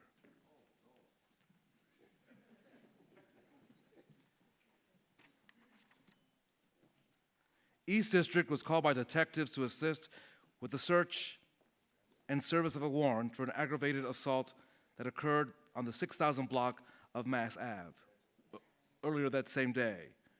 In that incident, the victim confronted the suspect over a semi-truck that the suspect was supposed to fix for him. An argument ensued during which the suspect shot the victim in the leg and foot. The suspect and 3 employees then put the victim on a tarp and dragged him inside of and threatened to kill him and his family. The victim left and called police. Detective Christian Moss obtained a warrant for the location and requested assistance. Once on scene, the district arrest teams were set, and the officers began checking the businesses for open doors or anyone inside. They encountered a male subject inside that would not exit the building, even with verbal commands. SWAT was requested, and SWAT began arriving on the scene and placed the marked police armored vehicle in front of that home. Announcements were made after no response. SWAT officers Marshall, Farnsley, Gerke, Mad Eyes, and Bland moved up to breach the door, with Officer Mad Eyes using the ram and Officer Gerke the Halligan. A gunshot was heard immediately after the door came open, followed by another volley of gunfire. Recognizing that shots were being fired out of the location through the garage door, just to the left of the breached door, everyone moved to a position of cover behind the Bearcat armored vehicle. Several more people were exposed as more shots were fired. A full SWAT call was initiated, and more armored vehicles were requested. Despite the significant number of shots fired, the suspect's attempt at making a homemade bomb, and the report of these noxious fumes in the area, officers still entered the building in an effort to save the lives of the victims inside. They immediately encountered the near overwhelming fumes from those chemicals that would require a hazmat team to clean up. The officers, they continued. All 3 occupants were taken into custody without incident, including the suspect, who was lying next to 2 firearms with a rifle propped by the window. These officers demonstrated exceptional courage when knowing the risk, but they kept on going, through the smoke, through the chemicals, through the danger of it all. So on this occasion, on this Friday, we say the names: Gerke, Farnsley, Marshall, Mad Eyes, Bland, Moss, Rabenstein, Coons, Nicholson, Muller, Early, Streeter, IMPD, Medal of Bravery.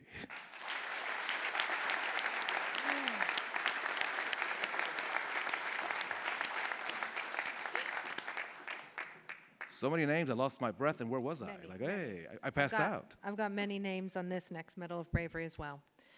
Going to Officers Greenwell, Purvine, Rabenstein, Moss, Woods, Richards, Bland, Kostler, Wogan, Sibley, Mad Eyes, Barker, and Marshall.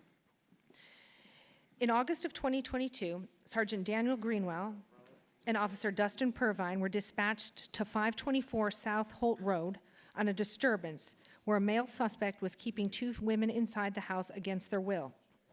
One of the women managed to get out and call the police, telling the dispatcher he's going to kill her. Sergeant Greenwell and Officer Purvine believed that the remaining woman was in danger from the suspect due to the threats that were made and the protective order that he was violating. They entered the residence and they made their way to the bedroom where the occupants were located, intending to prevent any harm being done to the other woman. At the bedroom door, they heard statements by both the suspect and the woman about a gun. At that time, due to what both officers felt was an extremely high risk to the victim, Sergeant Greenwell went toward the door and attempted to breach the door as Officer Purvine yelled police. The door was already broken and it appeared to have been tied off to the wall in the bedroom. This kept the door from opening. The suspect was already refusing to let the female hostage out. Sergeant Greenwell then advised Officer Purvine to call for SWAT for a barricaded subject with a hostage. As SWAT officers arrived, they took positions outside the bedroom door and prepared to take life-saving measures in the event the suspect posed an imminent threat of serious bodily injury or death to the woman. The dialogue between the negotiator and the suspect continued but was unsuccessful. Eventually, a single gunshot was heard coming from inside the bedroom. Believing the woman had been shot and may be seriously injured, an emergency entry was made by officers Lee Rabenstein, Adam Moss, Desmond Woods, Javid Richards, Dustin Bland, Robert Kostler, William Wogan, and Vincent Marshall. Officer Rabenstein had to shoulder the locked bedroom door open, which delayed the entry and increased the risk. Simultaneously, the bedroom window was broken out by Officer Arthur Sibley, while Officer Evan Madeyes attempted to protect Officer Sibley with a ballistic shield. Officer Jerome Barker then deployed a flashbang into the window. In doing so, Officer Sibley, Madeyes, and Barker placed themselves in view of the armed suspect without being able to see him. When the door opened, the officers confronted the suspect, who was in a crouched position, pointing the gun at them from the bedroom closet directly across from the doorway. For these reasons, we recognize each of you with the IMPD Medal of Bravery.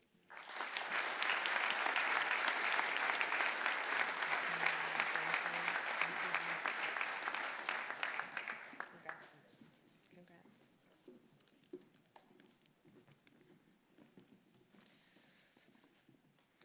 For those of you who have rubbed the ink off of your programs wondering what's going on, we have 6 more awards to go. I see you.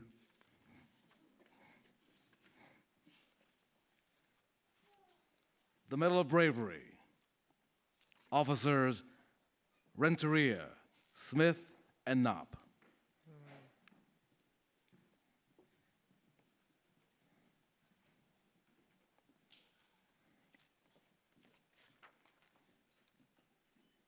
So Officers Alejandro Renteria, Nicholas Smith, and Alexander Knopp of Metropolitan were working the Broad Ripple Entertainment Zone. This night was different from many other nights due to some large crowds of patrons walking and visiting nearby establishments. The night quickly took a turn for the worse when shots rang out near Broad Ripple and Guilford Avenue. Officers Renteria, Knopp, and Smith quickly jumped into action and began to run toward the gunfire, putting themselves in extreme danger to render aid to 2 individuals that were struck by gunfire. The scene quickly became chaotic, with officers Renteria, Knopp, and Smith attempting to locate the injured citizen as large crowds began to run towards them and away from the gunfire. The officers then observed a male running away from Broad Ripple and Guilford where the shots were previously fired. As the male ran, Officer Renteria observed the male was armed with a black handgun as he ran south from Broad Ripple. The officers then began to chase the male who was armed with that gun while giving loud verbal commands for him to stop. While in foot pursuit, the officers had to navigate through the large crowds of citizens running from the area. Officers remained poised and focused on apprehending the male suspect. They gave chase. The suspect tossed the handgun he was running with. Officer Renteria, being observant, gave the location of the potential evidence as he continued to give chase as well. The officers were able to catch up to the male, and they brought him into custody without any further incident. All officers in this situation quickly jumped into action, risking their own personal safety to help those struck by gunfire. Additionally, all officers quickly changed gears when a potential suspect was identified. Officers again risked their own personal safety to chase after an armed individual. Officers Renteria, Knapp, and Smith demonstrated exceptional heroism and courage upon being confronted with a dangerous situation. On this Friday, it is with great honor that this department honors Officers Renteria, Smith, and Knapp with the IMPD Medal of Bravery.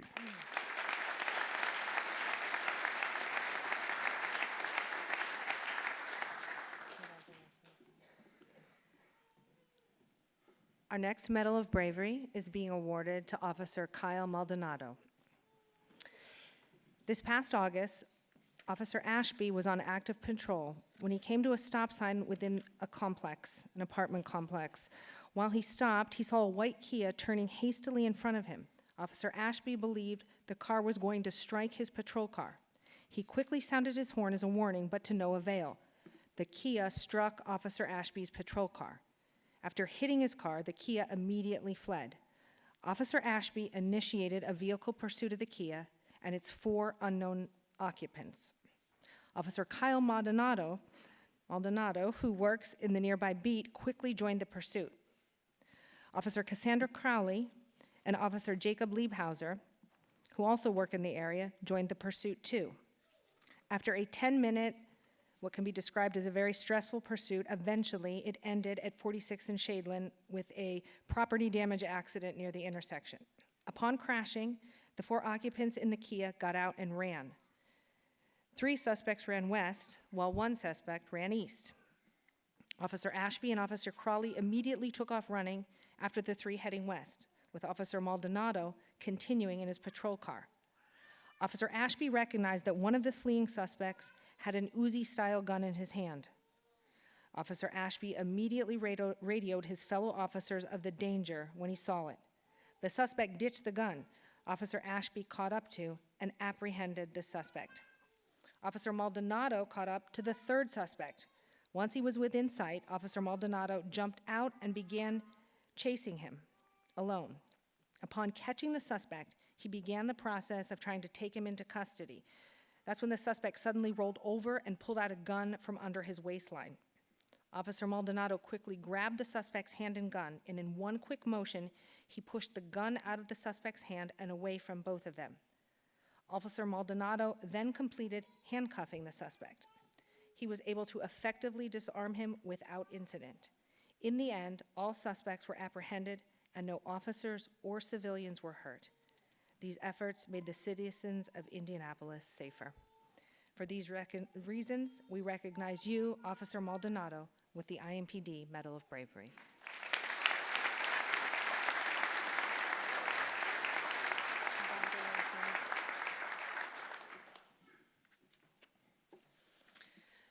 We are up to the Medal of Valor, awarded to an officer for an act that exemplifies exceptional heroism or courage upon being confronted by a potentially dangerous adversary. Our first Medal of Valor recipient, Detective Sergio de Leon.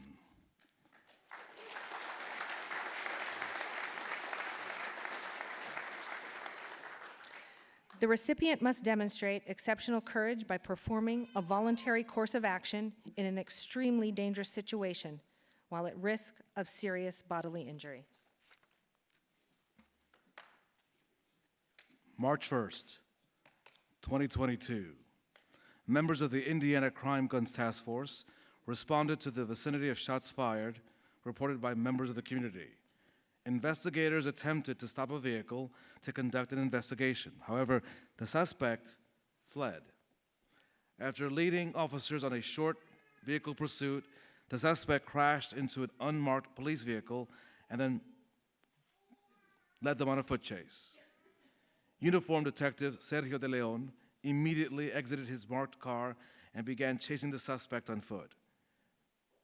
He observed a handgun protruding from the suspect's jacket, pocket, and warned officers as he continued to pursue. He attempted to capture the suspect and prevent him from accessing the firearm.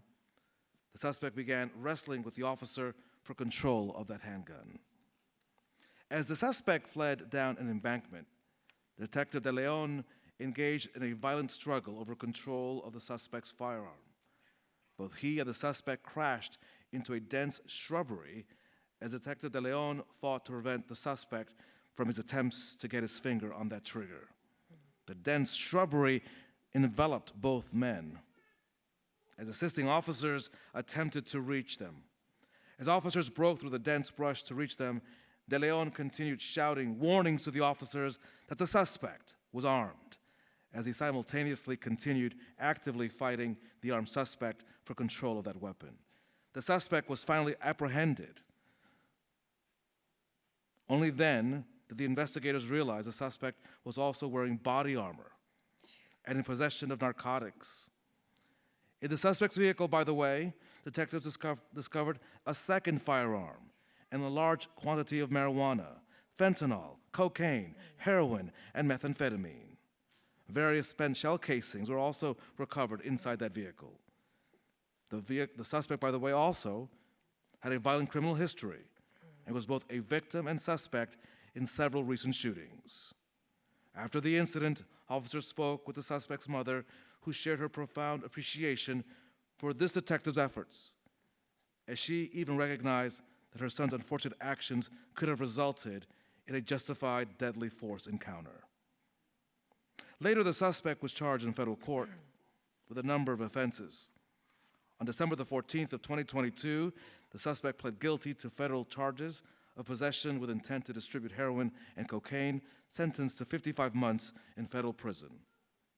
For these reasons, and for your actions, and those that you work with, on this Friday, we honor Detective Sergio De Leon with the Medal of Valor.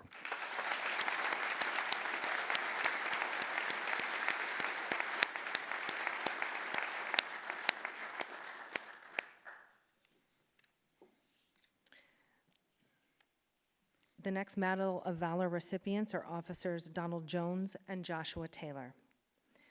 On Friday, September 16th, 2022, officers were dispatched to 10th Street and Holmes on a report of a person shot at the Charity Child Care Center. When officers arrived, they found a woman who'd been shot and pronounced deceased at the scene in an apparent domestic incident. At approximately 10:30, Downtown District received a 911 call from an individual at Delaware and Puryear who stated he was with a person who had told him he had just shot his girlfriend on the west side and to send police. Officers Donald Jones and Joshua Taylor responded to the call and saw a subject in a vehicle matching the description of the suspect wanted for the shooting death of the mother of his child earlier that morning. Officer Taylor was giving responding units an account of the description of the suspect and his movements. Officer Jones arrived on scene at this time to back up Officer Taylor. As Officer Taylor was giving updates to IMPD Violent Crimes Unit on the suspect's movements, the suspect raised his assault rifle at Officer Taylor and Officer Jones and fired a round in Officer Jones' direction. The round fired by the suspect grazed the head of Officer Jones as he got out of his patrol car. Both Officer Jones and Taylor returned fire, striking the suspect in the leg. As the suspect laid on the sidewalk, an arrest team was formed consisting of Sergeant Schwomeyer and Sergeant McElfresh, Detective Messer, and Detective McDonald. The arrest team approached the subject, who had the assault rifle used to shoot at Officer Jones and Taylor next to him. The suspect was also seen to have a handgun in his waistband that was used in the murder just hours before. Officer Jones and Taylor used extraordinary courage to confront a known murder suspect who had just killed his estranged girlfriend and the mother of his 1-year-old child. Both officers continued to show courage after being shot at, further putting their lives in extreme danger to protect the citizens in the area. For these reasons, we recognize you, Officer Jones and Officer Taylor, with the IMPD Medal of Valor.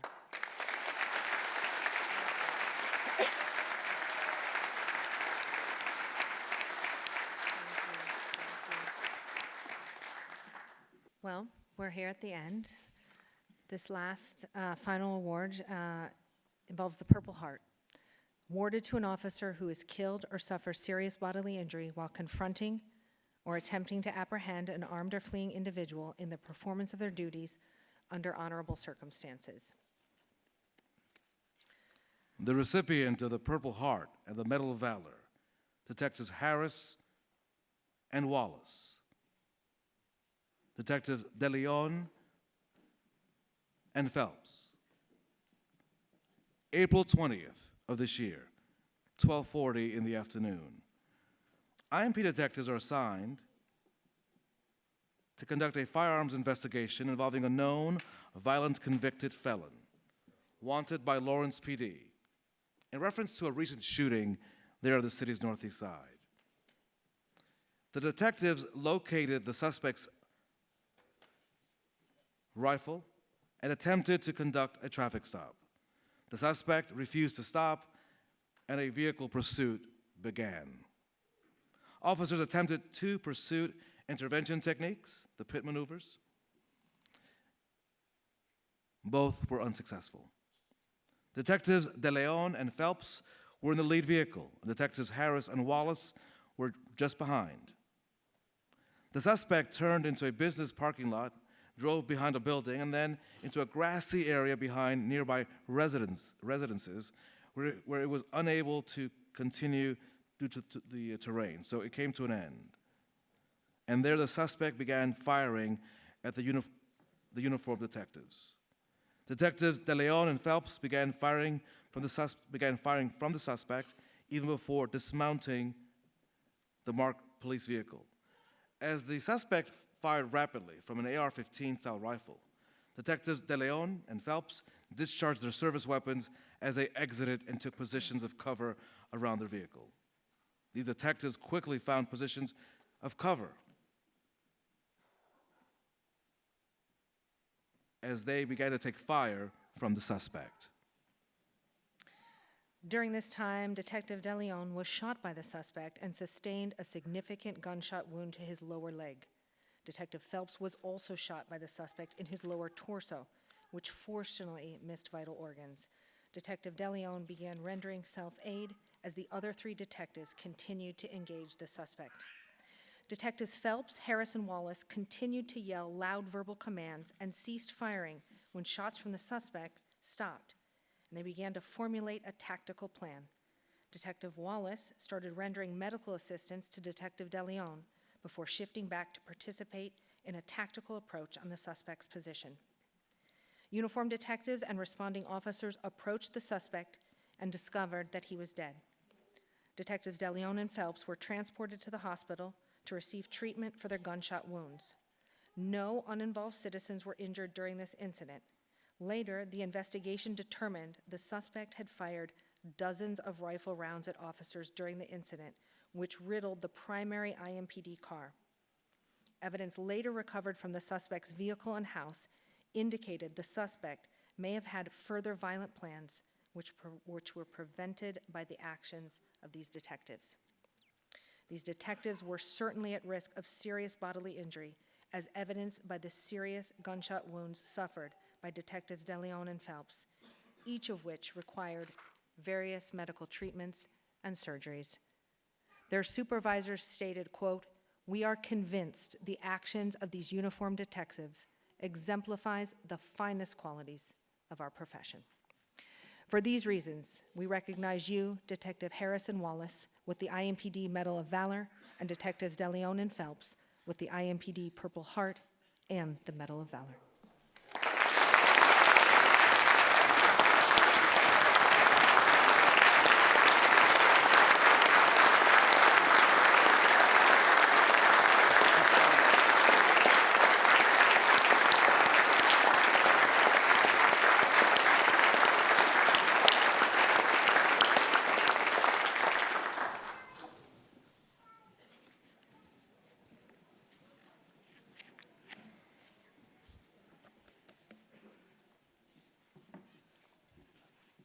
We want to thank Officer Simone Burris, who contacts us. Yeah. True that.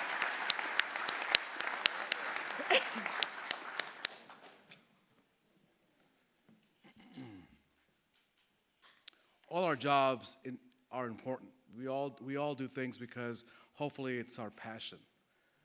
We often, Emily and I, see this young lady and the rest of the team on the darkest days. We never see her, we rarely see her with, hey, we're gonna have gummy bears today. Or hey, let's cut a cake.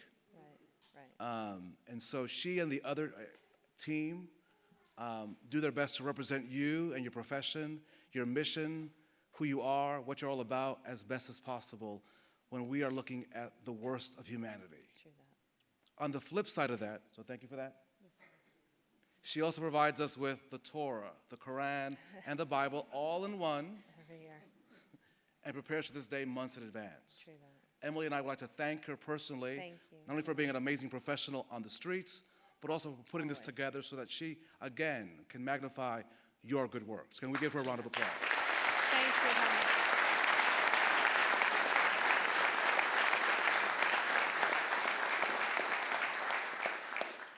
Just want to thank you for allowing me to do this. She calls sometime in July.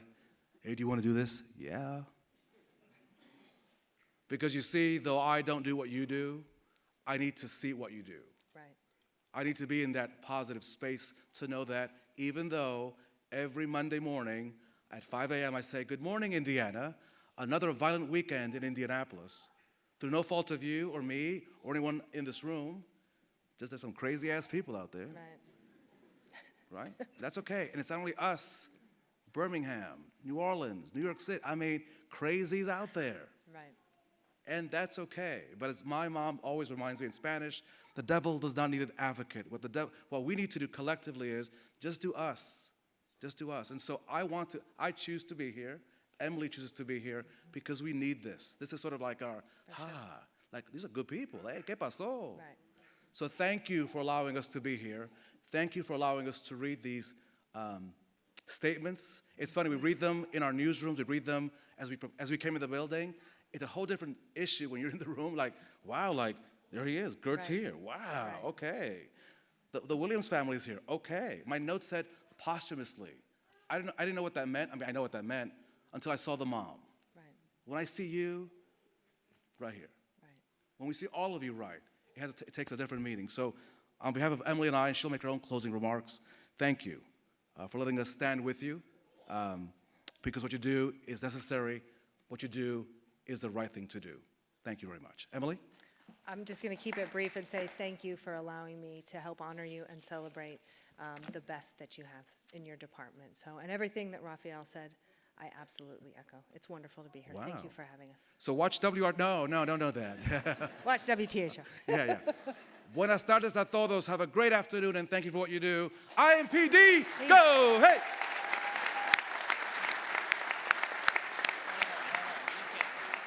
They can't leave. Hold on. No, don't wait. No, I can't dismiss you. Wait a minute. Do we have to go to Jesus? Wait a minute. Oh, Lord, today. There's a lot of stuff on there. Oh, okay. So let's give these two a round of applause again for honoring us. Good job. Thank you so much.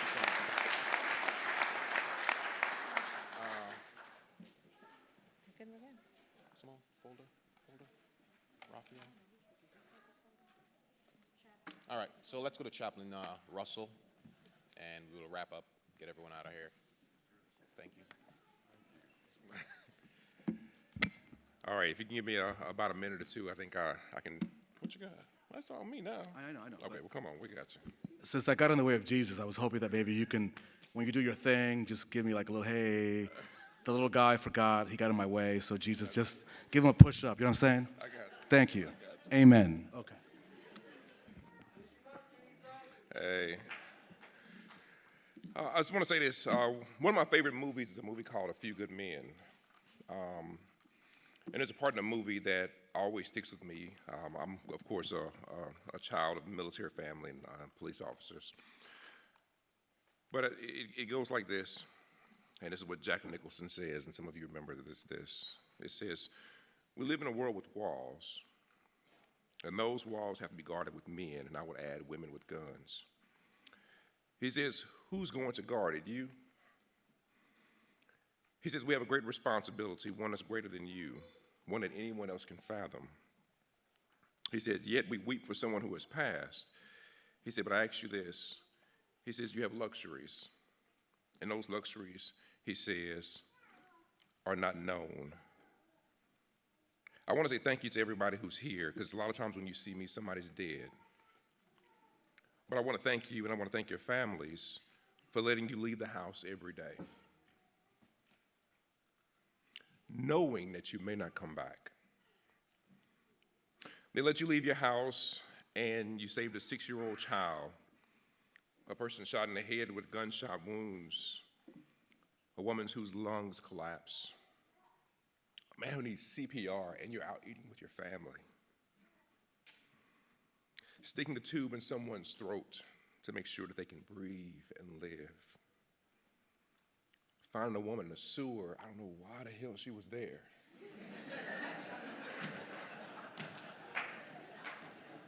Putting out fires before the fire department shows up, and a lot of times they're always late. But even inside a room where there's a homemade bomb, and y'all, I hear the radio probably more than some of you because I listen to all this traffic, hearing about sex crimes and people who die. And I've been in a hospital holding your hands when some of you have been injured.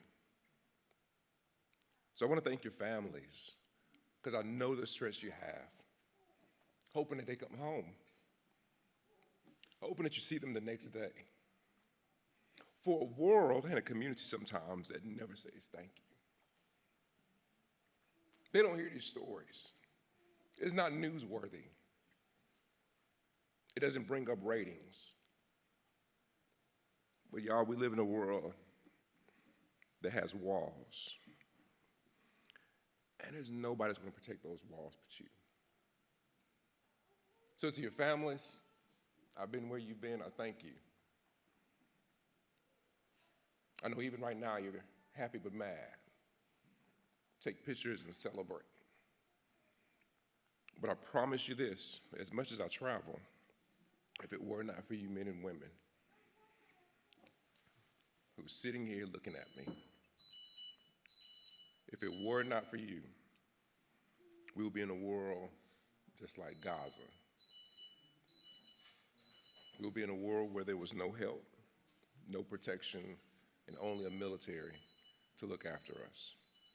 So my benediction for you today is this. We always say we want the truth. We can't handle the truth. And y'all, that's the truth. Because we can't deal with knowing what you do every day. But we thank you for doing it. We thank you for answering the call. We thank you for getting in the car. We thank you for leaving your family at the restaurant to save somebody choking and probably shouldn't have been eating what he was eating, and finding a lady in the sewer. I can't get over it. Y'all, that right there is in my sermon for Sunday. But y'all, I thank you.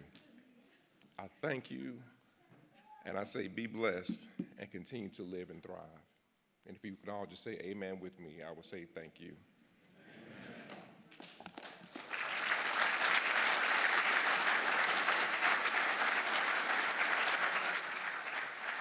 Thank you, Chaplain Russell. Again, we want to thank everyone for being here.